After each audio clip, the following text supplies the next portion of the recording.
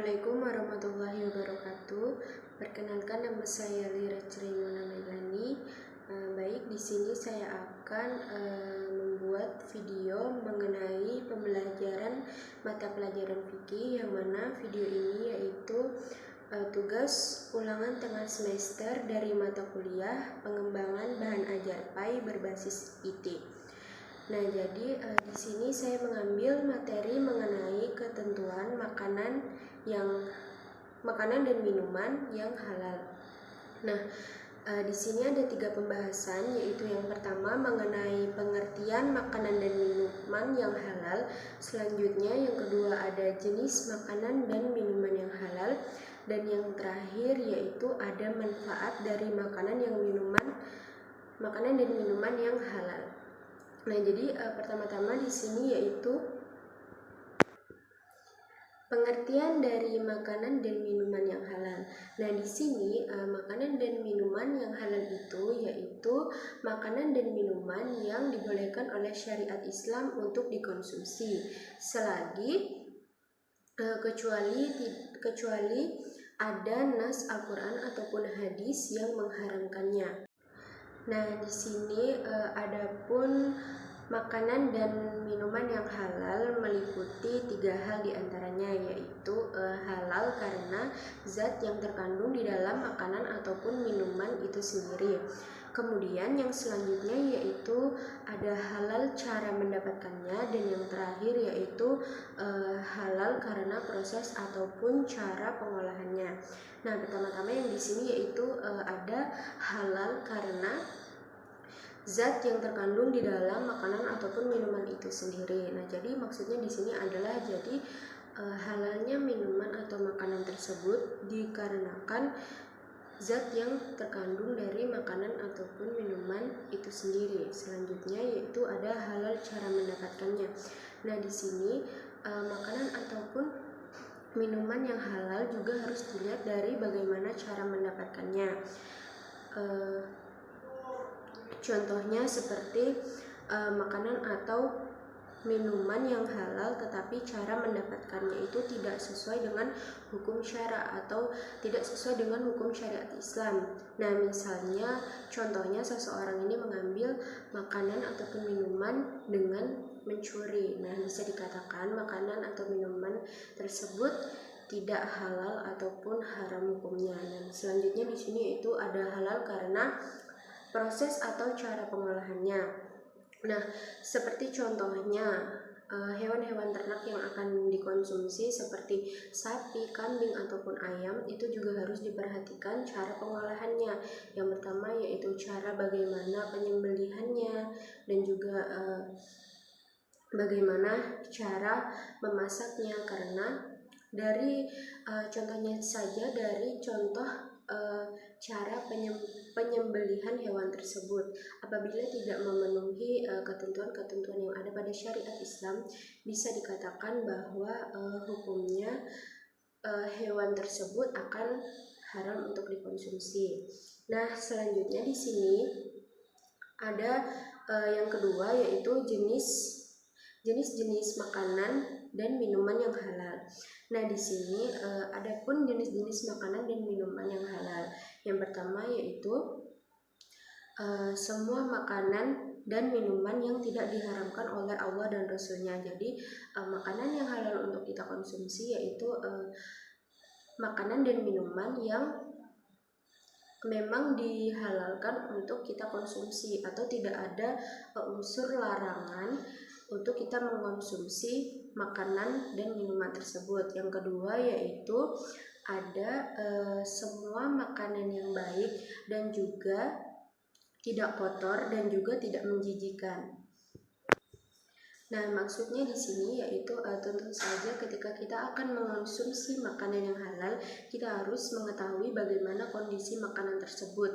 Apakah kondisi makanan tersebut bersih dan juga layak untuk dimakan, karena tidak memungkinkan apabila kita memakan sesuatu yang sudah tidak selayaknya kita makan. Contohnya misalnya makanan-makanan yang sudah ada di tempat-tempat yang menjijikan atau yang sudah memang sudah tidak layak untuk kita konsumsi.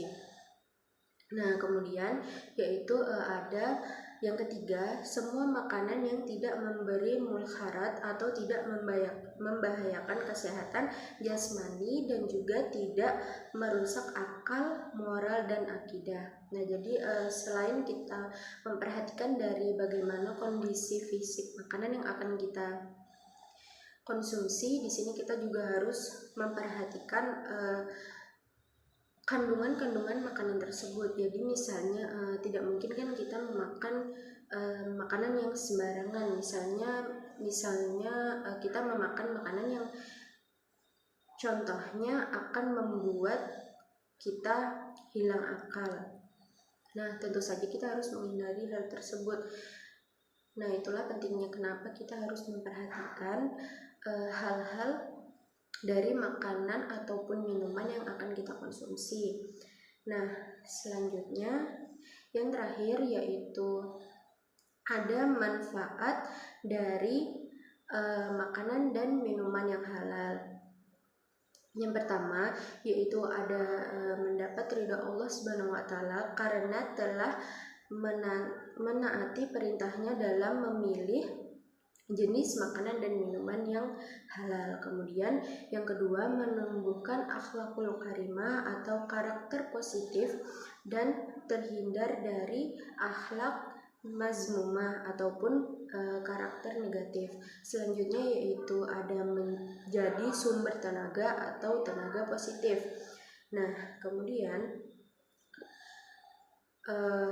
setiap makanan dan minuman yang telah kita konsumsi itu akan menumbuhkan atau akan menjadi tenaga yang digunakan untuk beraktivitas sehari-hari. Contohnya seperti ketika kita contoh pokoknya itu seperti misalnya kita makan nasi. Nah, nasi itu kan sumber dari energi, sumber energi kita.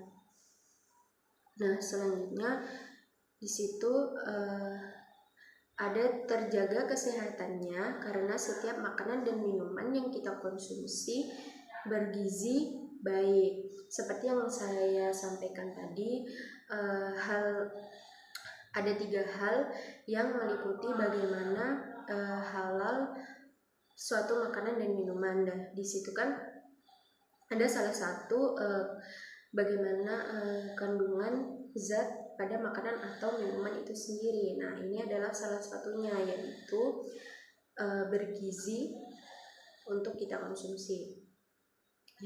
Yang kelima yaitu ada menjaga akal dan hati seseorang. Nah, mengkonsumsi makanan dan minuman yang halal ini akan berpengaruh positif pada pikiran dan juga hati seseorang.